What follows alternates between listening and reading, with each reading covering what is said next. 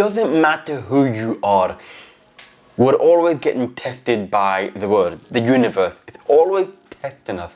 Whether we are worthy, whether we're good enough, whether if you're going to fall down, are you going to get back up? We're constantly tested.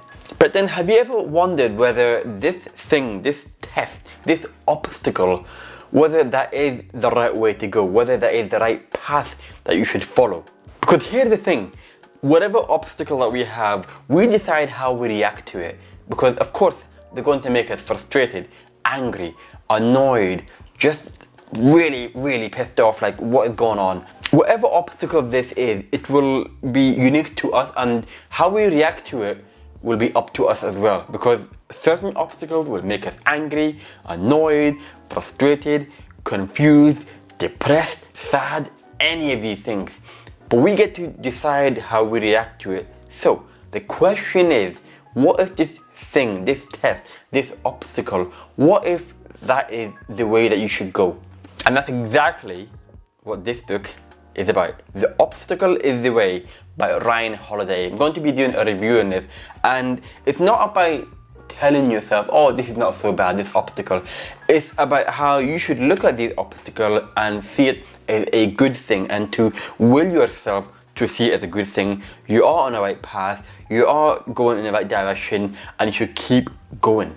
So I want to briefly go over why this book is such a great book, brilliant book, and just to briefly go about it. But obviously, before we get too far ahead, don't forget to subscribe and like this video while you're at it. And I just want to explain to you why this is a really good book for you to think about on the ancient art of turning adversity to advantage. It's no secret that I've been open about being deaf, and I've been open about how these are challenging me and the challenges that you face. There are barriers in front of me, and I've got videos about that in a separate playlist, and you can check that out. But here's the thing, it made me realize, maybe it took me too long to realize that maybe I can use that to my advantage. Maybe I've got something that I can use that will help me to get further in life, or to get another opportunity in a different way, or maybe wherever I wanted to go, that path is not the intended path, but there's another path that you should go to that maybe might be more difficult, or maybe just another way to get in there, but maybe that's the way.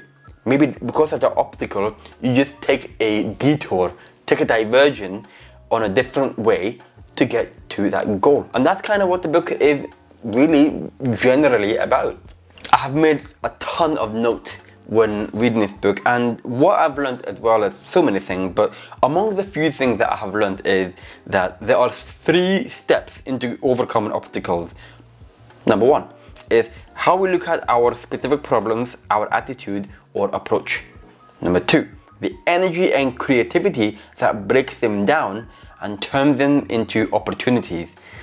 And then number 3 is the cultivation and maintenance of yourself that will allow us to handle that and handle difficulty around it.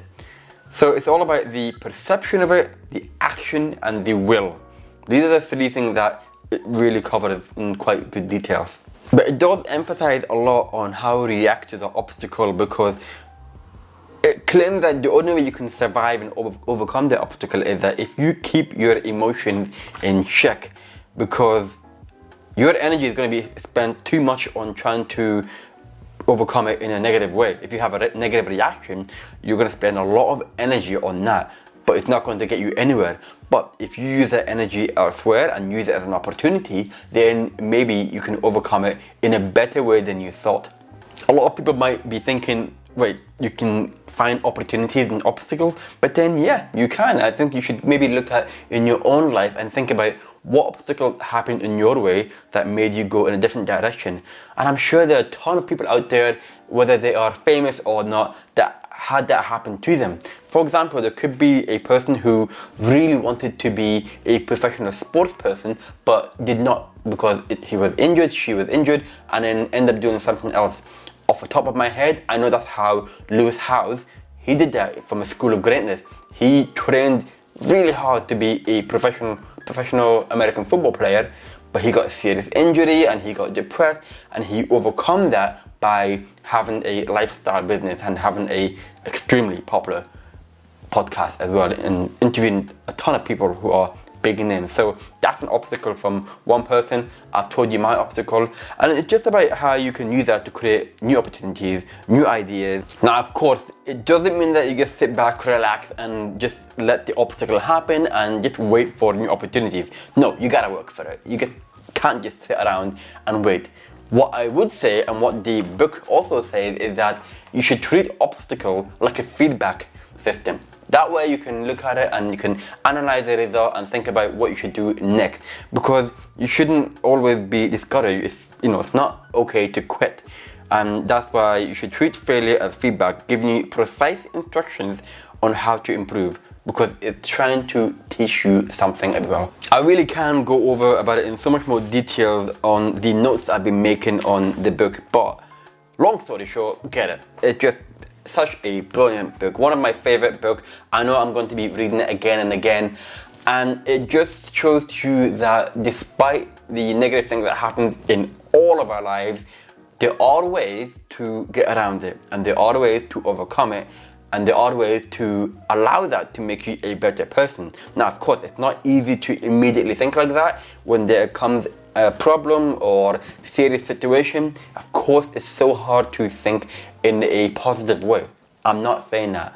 What I am saying is don't let that knock you down and then you stay down, because we need to move forward with things. And we've all had those challenges. We've all had those moments where we just feel like I can't cope anymore in terms of this challenge or this job, this task, this relationship I have, or whatever. See it as an opportunity to see if you can do something about it. But at the same time, get this book. Get this book. It's so good.